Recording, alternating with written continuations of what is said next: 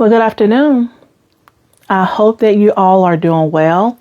I just wanted to get on real quickly to make some announcements. One of the announcements that I want to make is that I'm honored to say that November the 7th at 6 p.m., I will be one of the great entrepreneurs or be in a company of other entrepreneurs in Charlotte for the Who's Who in Black. So, November the 7th, they will be honoring us or recognizing us as far as our accomplishments, the things that we have done.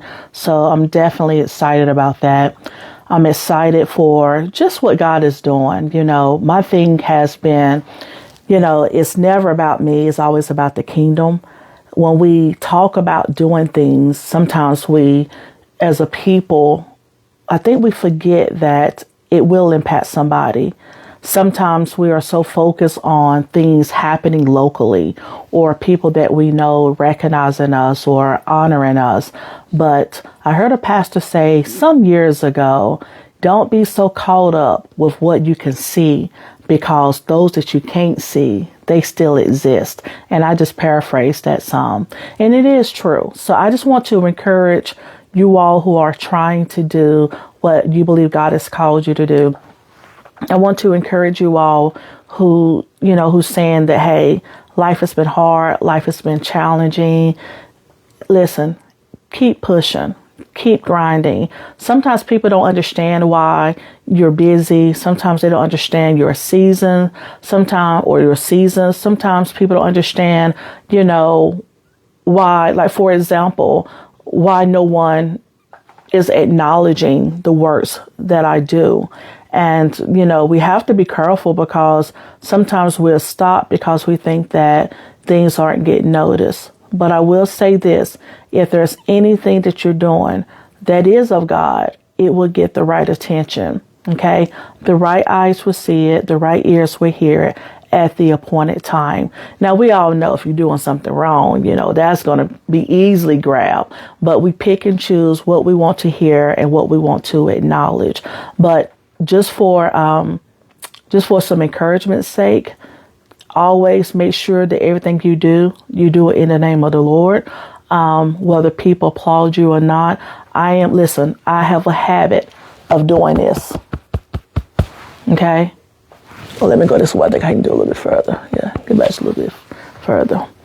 But all seriousness, I have a habit of patting my own self because if you wait for others to pat you, sometimes you won't get it. And it's not that they don't recognize you. It's not that they don't appreciate what you're doing. It's just that they don't understand the hard work behind what you're doing.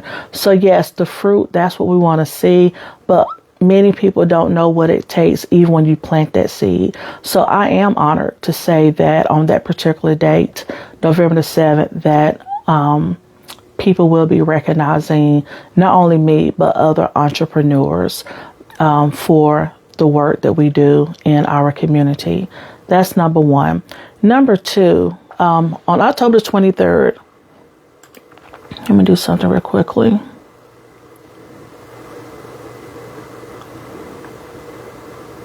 On October 23rd, we are having our Parent Academy. So for those of you who's been following us, then you know that again on the 23rd we will be having our academy for our parents. Let me go back to my students. I'm so excited for our students. We've gotten their report cards or let me say not report cards, but we've gotten their feedback as far as their parent conference. And I'm excited, to hear some of the reports that I've gotten back as far as our students and their growth. Remember, KPI e-learning, we are about being that foundation or that support, rather. We're that pillar. We're that soft cushion that is there to help your child if they were to fall back or if you need something to lean back on. That's how I look at us. We're there to help support. We're also the beams. We also the footers. We also are those ones who will lift up your arms, to help you gain the strength and the support that you need when it comes to your child. And I'm referencing parents at this moment, because I know as a parent, sometimes you need that village. Sometimes you need that person who you can call on, right? You need that person to be there for you. Hold on, y'all. Let me share this real quickly. You need that person who you can call on and you can share and say like, hey, I'm frustrated. I don't know how to do this. I made a comment, I think it was last week, and I said something about if I hear one more time about this new math, and I'm laughing because I get it. We call it the new math, but it's just math. It really is. It's just math. But I understand that some parents aren't getting it. Some parents don't understand it because that's not what we got when we was growing up. And we think we've done well, right? But there are now some easier ways of coming up with the answer. And with me at KPI, I'm all about continuous improvement. So I'm definitely in love with some of this newness that we are coming in contact with. I used to didn't like math. I would say it, all the time. I hate math. But whenever I would go into sub, when I was working for the county, I had to learn to love math because I've taught anything from elementary, I taught all the way up to calculus. And I actually spent a lot of my planning time learning the math, which showed me I can learn. I learn differently. My style is different, but I am capable of learning. And so needless to say, as I share this, I love math. I understand math now. And if you were to put me in a classroom, science is still number one, but math is a hard too, and I think that's because I've learned to understand what it is and the purpose of math and not fight math. If you fight it, then, your mind or your brain will like put up this brick wall to try to stop you from learning. So that's why I try to make it fun for my students. I try to make it fun for myself so that, it'll be enjoyable. Because again, math is everywhere. We can't get away from it. All right. Let me share one more spot and then I can talk and do what I need to do real quickly. So back on again with the parents. So, again, we stand as a support, as an advocate for the parents to help the parents get an understanding of how they can help support their child, how they can help support their students, even if they don't understand the homework. That's why we are here. Okay. Now we understand there's other organizations that provide homework and the aftercare, but I don't want it. Listen, when I first started the after school program, well, even in my tutor and my coaching program, part of my company, I said I don't do homework. I never meant, or I didn't want to imply that I didn't believe in homework. It's just that I didn't want to focus on homework. And that's because I was more concerned on bridging that gap, dealing with the deficit, right? So I can't do that as well as work on homework. But now I'm understanding that, hey, we have to divide up the time far as working on their homework as well as those strategies so that whenever the kids get back into the classroom that they do demonstrate success. And so that's what we're choosing to do. So when it comes to the parents sometimes don't understand, how to do things. And that's why we're here. It's not that parents don't care. It's not that parents don't want to learn. It's just that the parents are like, hey, I've had my schooling. I'm tired of it. I don't know what else to do. You teach my child. And then the child gets to the school and then the teacher be like, well, hey, I only have a certain amount of hours in a day with your child. I'm sending your child back home because learning starts first at home. So we're going back and forth. We're throwing the ball back and forth and not realizing that in the middle is that child. And so the child doesn't care who teach them. They just want to be taught, right? Because if you don't teach them and if they don't learn, then that's when we start seeing behavior problems. And I don't need to go that route right now, but I think you all understand what I mean by that. So with KPI, with our academy. So it is this Thursday, October 23rd at 6 o'clock at 208 West 3rd Avenue. I do have a flyer that's circulating. There's a QR code on there. The QR code is just a code there for you to scan to see some of the things that we will be discussing. It's not even mandatory that you RSVP. If you did, that's great, but just show up. We had parents last year that showed up. We didn't do it in-house. We did it virtually. This time I wanted to do it face-to-face because we really wanted to put you in front of the teachers and get it to where, that you see the village, that is here with me at KPI. So what is October 23rd going to look like? So we're going to talk about your IEPs. And I know you've been hearing me saying this for a while, and I'm saying it because it's so important that if our students have an individual education plan, that we follow it. That as a parent, you understand what does that look like. Don't just accept something because you think your child need it. Okay. And then there's other people who may be in agreement. What does it look like on all parties? And what we want you all to be able to understand as a parent is when one is identified as goals, how are those goals being met? What does it look like? Even communicating it with your child. What does this look like? We're not just sending you to school for you to just get pulled out, or if a teacher come to your class for you to be taught by another teacher and that's it. No, we need some clarity. We need some understanding about what does this entail? What does this mean? Okay. We're not even trying to focus on, well, this person's not doing it right or that person's not doing it right. That's not my focus at this moment. My focus is to get the parent and the child to understand how important this document is.